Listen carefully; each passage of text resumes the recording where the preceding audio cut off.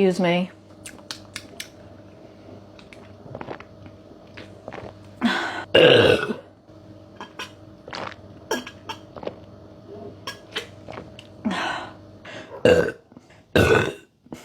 Excuse me. You can definitely tell it's made with real cherries because it's got that real cherry taste. As someone that does enjoy eating fresh, real cherries, you can taste the real cherry taste.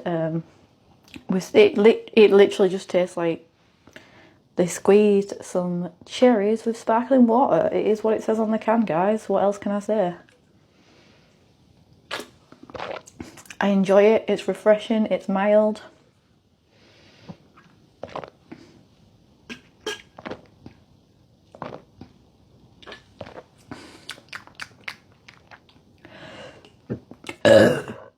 Excuse me.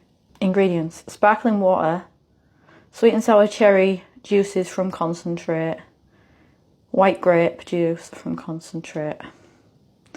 So it's literally just cherries, grapes and water.